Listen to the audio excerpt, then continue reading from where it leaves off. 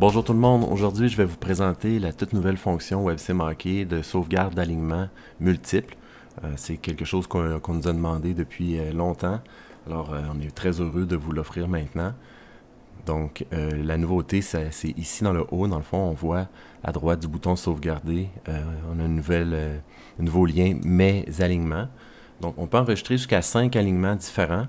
Et on pourra ensuite les réutiliser, par exemple, à la suite d'un retour de blessé, on a simplement à charger l'alignement qu'on avait déjà sauvegardé au préalable. Donc, par exemple, ici, je pourrais le dire que c'est mon alignement de départ ou par défaut, peu importe.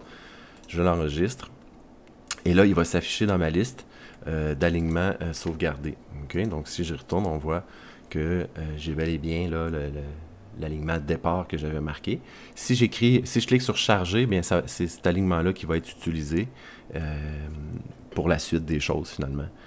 Si je fais écraser, ça voudrait dire que j'ai déjà fait une modification à l'alignement. Par exemple, si je vais changer les gardiens ici, et là, je fais écraser.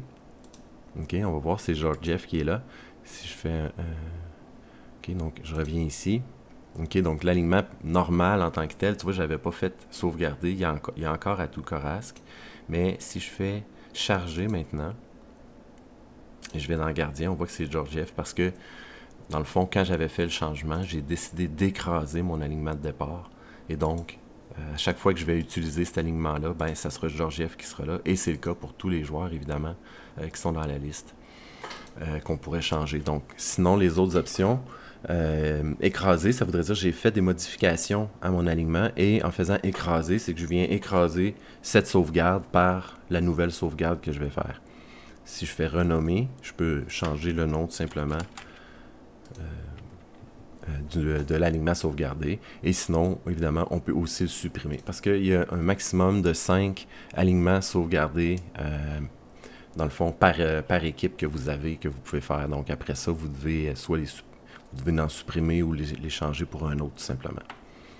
Alors voilà, j'espère que vous allez l'utiliser à bon escient, c'est-à-dire que vous faire peut-être un alignement de départ, un alignement peut-être plus défensif, un pour, par exemple, pour contrer tel ou tel adversaire.